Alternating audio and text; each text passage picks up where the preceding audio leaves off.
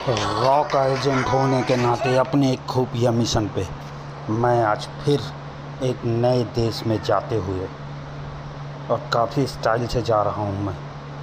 इसलिए आप लोग पूरी कहानी को मन और दिल लगा के सुने। आगे बहुत ही ख़तरनाक सिचुएशन से मैं निकलूँगा। जैसे ही मैं दुश्मन देश पे पहुँचा, एक दुश्मन सैनिक ने मुझ पे आक्रमण कर दिया और उसने मुझे बहुत मारा। और उससे के आगे मैं हाथ जोड़ रहा था, फिर भी वो नहीं रुक रहा था, मुझे मारे ही जा रहा था, मारे ही जा रहा था। मैंने गाल भी गांधी जी की तरह आगे किया, फिर भी उसने मुझे मार ही दिया। जब मैंने देखा कि बात बहुत आगे, तो मैं एक मुक्का मार के उससे वहाँ से भाग निकला।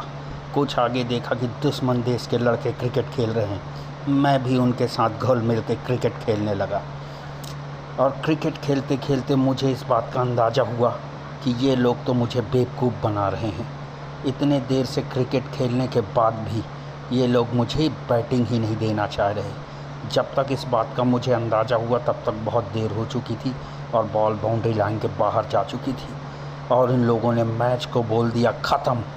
मेरा दिल टूट गया। अब मैं उन लोगों से थोड़ा झगड़ा करने के मूड में एक बॉल और इंतज़ार करते हुए और उनकी तरफ बढ़ा कि अब मैं तुम लोगों को नहीं छोड़ूंगा। तभी उन लोगों ने बोला कि अब नहीं खेलेंगे। मैं चिल्लाता रहा, लेकिन उन लोगों ने मेरी एक न सुनी।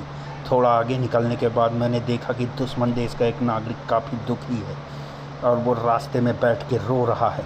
मैंने उससे पूछा तो उसने अपना नाम चुन्नू बताया और चुन्नू मुन्नू का पापा निकला।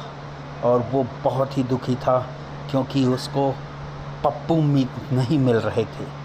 पता नहीं कौन है वो पप्पू मीत जिसकी तलाश में आज वो इतना दुखी दर-बदर भटक रहा है। उसके आंसुओं का सैलाब रुकने का नाम नहीं ले रहे थे। मैं उसे दिलासा दे ही रहा था कि मुझे खांसी आ गई। तभी मैं कुछ आगे बढ़ा और देखा कि एक सुंदर सी लड़की बहुत ही खतरनाक स्केटिंग करती हुई मेरी तरफ चली आ रही है। जब मुझे लगा यहाँ खतरा है, तो मैं वहाँ से स्केटिंग देख के निकल गया।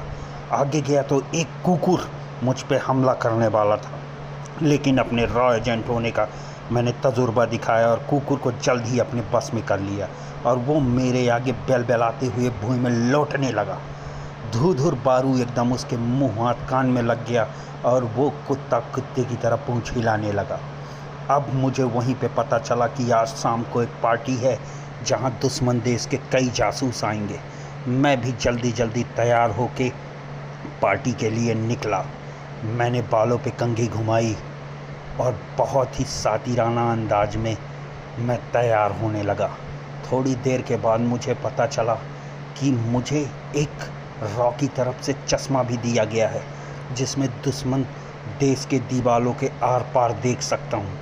और मैंने बहुत ही होशियारी से अपने लॉकर से वो चश्मा निकाला और चश्मा लगा के मैं तैयार होके आज दुश्मनों की पार्टी में दुश्मनों के बीच जाके देश के लिए अपने जान को खतरे में डालने के लिए मैं तैयार था। अब जैसे ही मुझे याद आया कि मैंने अपने पैंट का चैन नहीं बंद किया है, मैं तुरंत चैन बंद करके पार्टी में मिलकर नाचने गाने लगा। उन लोगों के साथ मैं उनके जैसा ही बर्ताव करने लगा ताकि उन लोगों को लगे मैं उनमें से ही एक हूँ। और मेरा डांस देख के वो बहुत खुश हुए।